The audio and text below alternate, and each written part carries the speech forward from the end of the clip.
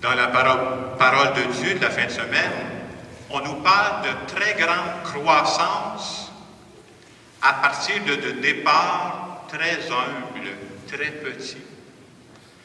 Dans la première lecture, c'est Dieu qui nous parle à travers la parole du prophète Ézéchiel. Et il dit ceci: « Je cueillerai le jeune rameau, il produira des branches, il deviendra un cèdre magnifique. » Hey, c'est toute une transformation. Un petit rameau qui va devenir un grand cèdre. Et dans l'Évangile, on va dans la même direction. On nous parle de la toute petite graine de moutarde qui grandit et qui va dépasser toutes les plantes potagères. À travers ces deux images, à travers ces deux comparaisons, on nous parle de notre Dieu. Un Dieu qui est confiant que les petites semences d'aujourd'hui, c'est vrai qu'elles sont toutes petites, là, ça va finir par porter son fruit en son temps. Et c'est comme si l'Évangile veut nous faire comprendre, vous seriez même surpris de voir les fruits que vos petites semences vont donner dans quelques années. Bien entendu, la parole de Dieu ne veut pas juste nous parler des graines de moutarde et des cèdres, elle veut nous parler de nous. Dieu a confiance que ce qu'il a semé en nous, ça va pousser. Et Dieu, je le dirais, c'est comme un jardinier confiant. Un jardinier, ça travaille avec des toutes petites choses, ça travaille avec des semences. Mais Dieu a confiance que ça va marcher, ça va pousser. Pendant ce temps-là, nous autres, on s'énerve. Ça va savoir les résultats. Je vais avoir ça, puis ce soir, moi, là, ça produit-tu, ça marche-tu? Et qu'on est pressé. Dieu lui dit, pas pressé. Si c'est dans 15 ans, ça marchera dans 15 ans. Si c'est dans 25 ans, ça marchera dans 25 ans. Il a confiance que les petites semences vont porter du fruit. On pourrait dire, si je compare le grand jardin de Dieu, c'est comme un grand jardin communautaire. Je ne sais pas si vous avez déjà vu ça, les grands jardins communautaires. Chacun a son petit lot là-dedans. Et dans le grand jardin communautaire de Dieu, il y a la place pour chacun de nos petits jardins particuliers. Et moi, ce que je fais produire dans mon petit jardin particulier, ça vient enrichir le grand jardin communautaire. C'est comme ça que Dieu fonctionne. Et en même temps, je pense qu'il faut se garder une petite gêne, ce que j'appellerais l'humilité. Dans mon jardin à moi, ce n'est pas toutes les semences qui vont lever. On n'a pas de moyenne de 100%, ça n'existe pas. Il faut accepter ça. Et c'est pour ça que Dieu a fait des personnes variées. Je vous donne un exemple concret d'une semence qui est arrivée dans ma vie, moi, puis ça n'a pas levé. Depuis quelques années, dans ma famille, on a une tradition, nous autres. À Noël, vous savez ce qu'on fait? On fait un échange de cadeaux. Il y a 4-5 ans environ, j'ai reçu en cadeau ceci. Vous ne le voyez pas de loin, puis c'est très lourd ce que j'ai entre les mains, là. C'est un coffre à outils. Je ne veux pas l'ouvrir parce que je ne veux pas défaire ce qu'il y a dedans. Là. Et je peux vous dire que dans ce coffre à outils-là, il y a tout ce qu'il faut. Là. Il y a un marteau, il y a un ruban à mesurer, tournevis étoile, tournevis plate, des ratchets, des douilles. Tout ce qu'il faut, j'appelle ça le coffre à outils du parfait gentilhomme. Ça fait 4-5 ans que je l'ai. Je peux vous assurer que tous les outils sont encore à la bonne place. C'est quand même fantastique. Vous savez ce que ça veut dire? C'est que le coffre à outils, il n'a pas changé le gars. C'est une semence qui n'a pas levé dans ma vie. Et quand tu as une semence qui ne lève pas, arrange-toi pour avoir des amis autour de toi qui ont cette semence-là, parce que ça aide. Si c'est vrai que cette semence-là n'a pas levé, ce matin, j'aimerais vous parler d'une autre semence qui a commencé vraiment toute petite dans ma vie. Puis celle-là, elle a levé. Dieu a fait grandir cette toute petite semence-là dans une direction que moi, là, à l'âge où c'est arrivé, je n'aurais jamais, mais jamais pensé à ça.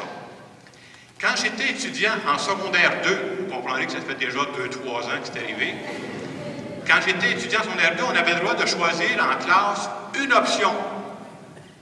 J'ai choisi la musique. Et à ce moment-là, quand on suivait les cours de musique, ils nous faisaient jouer de la flûte à bec. Vous avez vu ça, hein? Hey, je me souviens encore du premier examen que j'ai eu. Première pièce que j'ai jouée, c'était J'ai du bon tabac dans ma tabatière, j'ai du bon tabac, et t'en auras pas. J'ai joué ça, puis ça avait l'air que ça ressemblait un peu à ça. Mais pas longtemps après, mon professeur de musique est venu me voir et dit « Toi, Jacques, t'as jamais pensé à faire autre chose? » Ça fait réfléchir un gars. Alors, si on ne faisait pas de musique, l'autre cours qui nous était offert, ça s'appelait « Expression dramatique ». Expression dramatique, habituellement, c'est pour se préparer à jouer des pièces de théâtre. Mais au moment où je suis arrivé dans le cours, c'est pas ça que le professeur nous faisait faire. Vous savez ce qu'il nous faisait faire? Il nous faisait pratiquer à faire des discours en public. Il nous faisait apprendre des textes. Là. Puis nous autres, on était nerveux, on avait avec nos feuilles. Puis je me souviens toujours ce qu'il nous répétait. « Lâchez vos feuilles, puis regardez-moi. » Il répétait ça à tous les élèves. Avec le temps, moi, je n'étais pas conscient de ça, parce que j'avais 11-12 ans, secondaire 2, là. Mais ce cours-là m'a été utile. Parce que plusieurs années après, moi, je suis devenu professeur. Et un professeur, vous savez ce qui est important pour un prof? C'est de bien communiquer ta matière. C'est pas juste la matière, c'est d'être capable de la passer, de la communiquer. Et depuis ce temps-là, je suis rendu prêtre. Un peu comme ce matin, j'ai assez souvent à parler en public. À cause de la petite semence que ce professeur-là a semée en moi, ça ne s'est pas fait tout seul, il a fallu que je mette des efforts, puis j'ai pratiqué, puis tout ça. Mais grâce à ça, j'ai développé une semence qui a levé dans ma vie. Puis aujourd'hui, le prof qui m'a enseigné ça, il est mort. Mais probablement que s'il me voyait, il dirait « j'ai pas perdu mon temps ». J'ai semé une toute petite semence, puis aujourd'hui, ça a porté du fruit. Alors, je pense que ce qu'on se fait dire ce matin, c'est important d'avoir de l'espérance, puis c'est pas évident dans notre monde. Qu'on soit parent, qu'on soit éducateur, que soit qu'on accompagne des gens, on a toujours l'impression, ce que je fais, est-ce que ça va donner quelque chose? Je ne vois pas les résultats immédiats. Et la parole de Dieu nous dit, lâchez pas de semer. Peut-être que vous ne verrez pas les fruits tout de suite, peut-être que vous ne les verrez même pas avant votre mort, mais lâchez pas de semer. Ça, c'est important. Et en fin de semaine, on peut dire que la plupart d'entre nous, on est rendu à l'âge de semer. Les personnes que je rencontre, une petite parole, un petit geste, c'est une semence. Qu'est-ce que ça va faire? Ça ne nous regarde pas. C'est Dieu qui assure la croissance. Et en fin de semaine, en plus, c'est la fête des pères. Je dirais que dans la fête des pères, c'est quoi? Une des belles tâches des pères, les parents, mais des pères, parce qu'on fête les pères ce matin, c'est de déposer dans le cœur de ses enfants une petite semence. Est-ce que toutes les semences vont lever? Ben non, il y en a où ça n'a pas levé, là. Mais l'important, c'est de déposer des semences, puis de faire confiance à la vie. Alors ce matin, je veux dire au papa, c'est important votre rôle. Vous avez un rôle très important. Et peut-être que vous ne verrez pas tous les fruits tout de suite. Peut-être, je ne veux pas vous offenser, que vous ne verrez même pas tous les fruits pendant votre vivant. Mais lâchez pas pareil. On a besoin de vous. Dieu se sert de vous. Alors ce matin, j'aimerais prier d'une façon spéciale pour tous les pères, les grands-pères, les arrière-grands-pères qui sont ici. Et on a pensé de faire une bénédiction pour tous ces pères.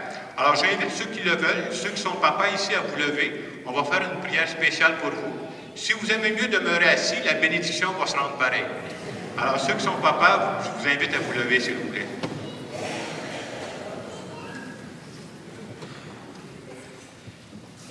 Seigneur, nous profitons de ce jour choisi pour honorer nos pères, afin de ne jamais oublier ceux qui vivent encore à nos côtés et ceux qui sont maintenant près de toi. Si aujourd'hui nous t'aimons et nous te reconnaissons comme Père, c'est grâce à ce que nos pères ont d'abord été pour nous. Témoins et souvent complices de nos projets et de nos découvertes, ils sont le reflet de ce que tu es, Seigneur, pour nous à chaque instant. C'est ta compassion qu'ils expriment en nous ouvrant les bras pour nous protéger ou nous consoler. C'est ton pardon que nous recevons lorsqu'ils accueillent avec indulgence nos erreurs. C'est ton amour qui nous inonde à travers leur disponibilité, leurs gestes gratuits et attentionnés, leur regard empreint de tendresse. C'est ta lumière que nous percevons lorsqu'ils nous prodiguent leurs conseils et leur encouragement.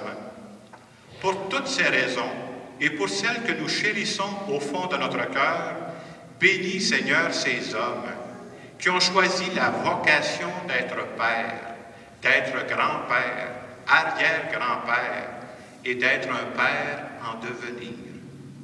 Enveloppe-les de ton amour en cette journée où, sous ton regard paternel, nous faisons mention d'eux avec tendresse et reconnaissance. Et je veux maintenant vous bénir, c'est-à-dire je veux demander que Dieu continue de passer par vous pour faire du bien. Que Dieu Tout-Puissant vous bénisse, le Père, le Fils et le Saint-Esprit. Amen. On peut les applaudir.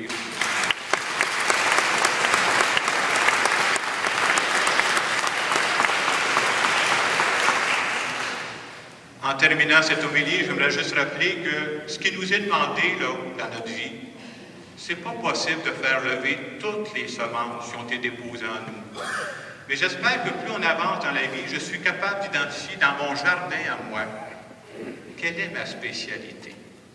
Et ça, là, c'est ce qui va venir enrichir le grand jardin communautaire de Dieu. Et si vous avez du temps cette semaine, prenez donc une bonne marche. Puis rappelez-vous des souvenirs quand vous étiez tout jeune. Ce qu'un parent fait pour vous, ce qu'un éducateur a fait pour vous. À partir de cette petite semence-là, regarde comment ça a grandi dans ma vie. Ça sera le signe que Dieu est en train d'agir. Et ce matin, dans ce moment de silence, on veut renouveler notre espérance. Vous savez, pareil comme moi, on vit dans un monde qui bouge pas mal présentement. L'espérance qu'on a, c'est que Dieu est en train de travailler ce monde-là, puis les petites semences d'aujourd'hui vont porter du fruit. Je vous laisse quelques instants pour en parler avec Dieu.